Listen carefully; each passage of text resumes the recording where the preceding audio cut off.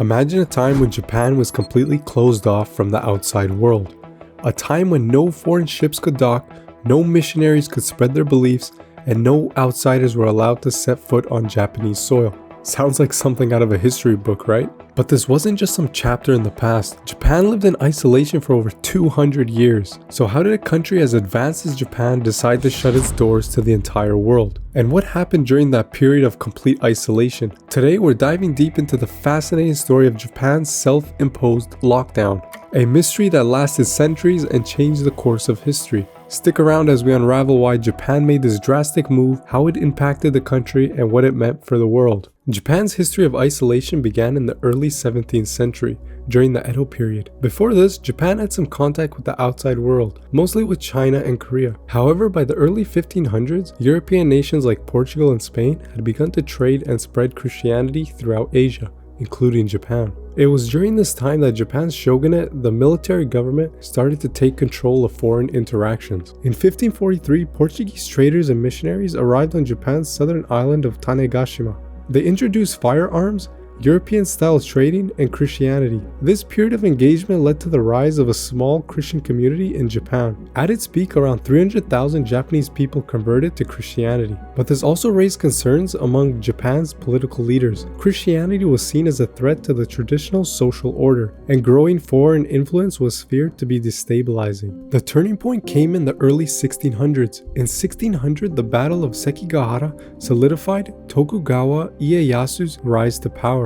His victory established the Tokugawa shogunate, which would rule Japan for over 250 years. The Tokugawa shoguns were wary of foreign influence and the potential disruption Christianity might cause. In 1614, they issued an official order banning Christianity altogether, leading to the persecution of Christians. At the same time, the Tokugawa shogunate began restricting foreign trade. In 1635, the government issued the Sakoku edict, which mandated the closure of Japan to nearly all foreign countries. This marked the beginning of Japan's official policy of isolation. The Sakoku edict was a series of laws that limited contact between Japan and the outside world. Only a few countries like the Dutch and the Chinese were allowed limited trading access through the port of Nagasaki. Japan's borders were effectively closed to most foreign nations. No Japanese citizen was allowed to leave the country, and anyone who tried to leave was punished severely. Foreigners were also restricted in movement within Japan. During this period, the Dutch were allowed to trade with Japan, but they had to follow strict regulations. They were confined to Dejima, a small artificial island in Nagasaki, and were not allowed to freely interact with Japanese society. Japan still managed to learn about European advancements in science and medicine through the Dutch.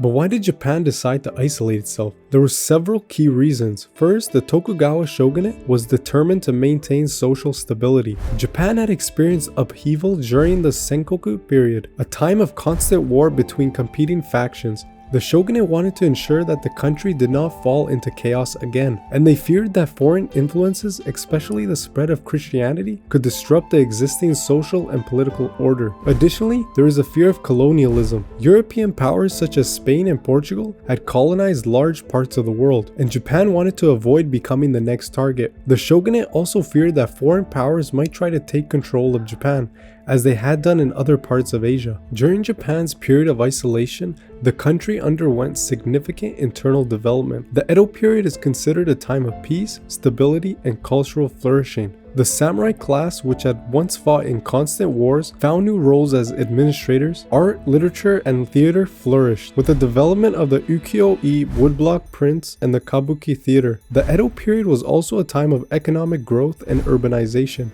as cities like Edo, modern-day Tokyo, grew into large, vibrant hubs of commerce and culture. But by the mid-19th century, the world had changed. In 1853, a US naval officer named Commodore Matthew Perry arrived in Japan with a fleet of black ships. Perry's mission was to open Japan to trade with the United States, and his arrival marked the end of Japan's self-imposed isolation. Faced with the threat of military force, Japan signed the Treaty of Kanagawa in 1854, opening two ports to American trade and signaling the end of its isolationist policy. Japan's period of isolation is a fascinating chapter in its history. It was a time of self-preservation, cultural development, and careful control over foreign influence. While the isolation ended in the mid-1800s, the effects of the Tokugawa era can still be seen in Japan today. The country's rich traditions, unique culture, and historical resilience are a testament to how it navigated centuries of isolation before re-engaging with the world.